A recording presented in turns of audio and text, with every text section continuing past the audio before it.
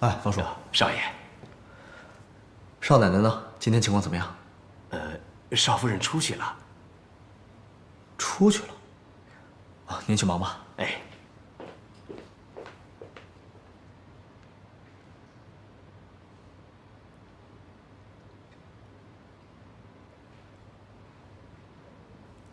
你在哪儿呢？什么时候回来？我很快就回去了，不用担心我。早点回来啊。好。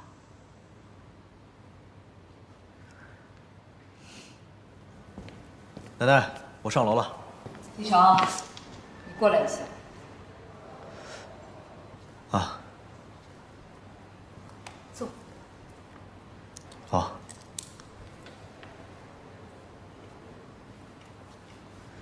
怎么了，奶奶？最近这个贺锦熙啊，是越来越不像话了。我想跟你商量一下，不行的话，你们俩就分开吧。奶奶，您说什么呢？锦溪好好的，为什么要分开啊？你先听奶奶把话说完。我以前啊，也很喜欢这孩子，他乖巧、懂事、孝顺。可是最近我发现啊，他身上有太多的坏毛病了。现在想想看，他过去的所作所为啊，那全都是装出来的。奶奶，怎么可能是装出来的呢？锦溪本来就是这个性格。要是他本来就是这个样子，那他现在的表现，你又怎么解释呢？啊，花起钱来大手大脚，到酒吧喝酒，和那些不三不四的人在一起，要再这么下去，那我们顾家的形象可全都毁掉了。奶奶，这里面有些误会，等他回来，我跟他好好说说，以后就不会这样了。他要是出什么事儿啊，那也就罢了，可是他还牵连到你，让你去跟人家打架。那天晚上你要是出什么事儿的话，那你说奶奶可怎么办呢？啊！好，奶奶，您就别胡思乱想了。我顾西城能出什么事儿啊？这件事儿啊，全都怪奶奶，是奶奶没有给你选好这个媳妇儿。好在呀，你们俩现在还没有孩子，赶紧把婚离了。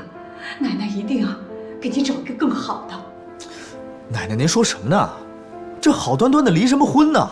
就连他的表姐都说他读书的时候啊，就是一个很贪玩的人。什么？这些话是苏妍希说的？是啊，要是外人说的话，我还得要思量思量呢。那是他的表姐，能说假话吗？哦，我知道了。这要是外人说，我还可以考虑。要是这个女人说，千万不能相信。奶奶，这个女人不是什么好人，不能相信她的话。不能相信？哪有做表姐的在外人面前说自己表妹坏话的？奶奶，您有没有发现，自从这个女人来了之后，咱家就没太平过，而且是她来了之后，锦溪才发生的变化。那照你的意思是说，这个女人是另有所图了？这个女人一点都不单纯，而且居然有一天她跑到我房间去了。我估计锦溪是知道这事儿了才发生的变化。还有这样的事情啊？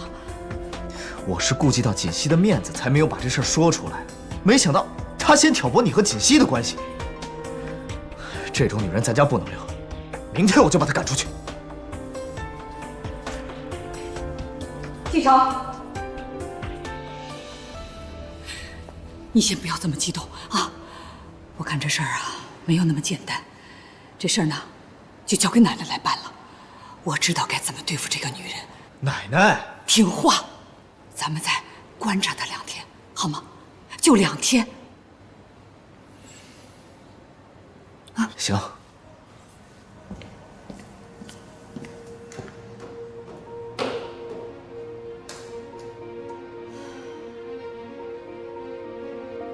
西城，你个王八蛋！居然这么袒护这个贱人，还想把我赶出顾家，简直就是白日做梦。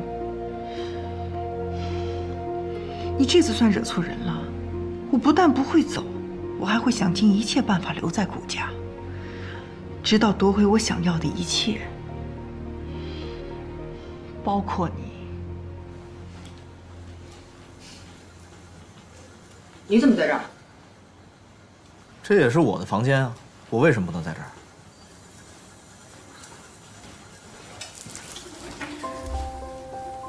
顾城，你干什么？你没事了吧？我能有什么事儿？行了，我答应你，以后不会再理他了。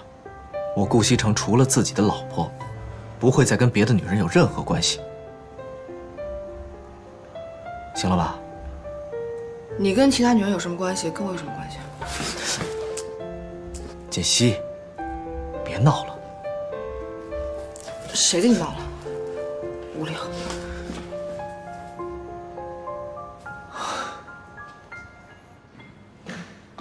奶奶，你找我呀？哎，来，坐。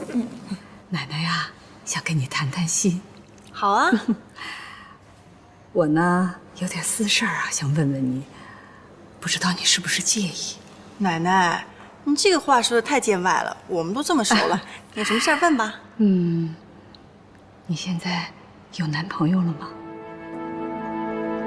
奶奶，你怎么突然问这个呀？我之前一直考虑学习上面的事情，所以没有交男朋友。哎呀，你现在呀已经毕业了，也应该考虑这个问题了。你看你长得那么漂亮，要求一定很高吧？我没什么要求，只要人好，对我好就行了。啊，那经济方面呢？有没有考虑呀？经济方面那就更没什么要求了。奶奶，你到底想说什么？哎呦，那太好了！我呢有一个远房侄孙呢，想介绍给你。他呢现在啊在大学当老师，长得那是一表人才，人也很好。家里的条件呢虽说不是什么大富大贵，那也算是个小康人家了。父母都是大学教授，标准的书香世家。我看你们两个倒是挺般配的。奶奶，我知道你为我着想，但是我现在真的没考虑个人问题。怎么？你是觉得我这远房侄孙配不上你是吧？不是，奶奶，我不是这个意思。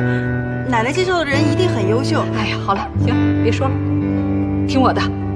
哪天呢，我安排个时间让你们俩见个面，你呀肯定会喜欢上他的。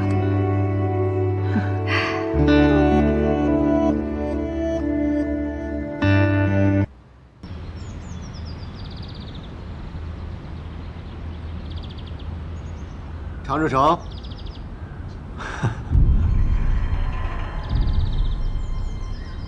你是？哎，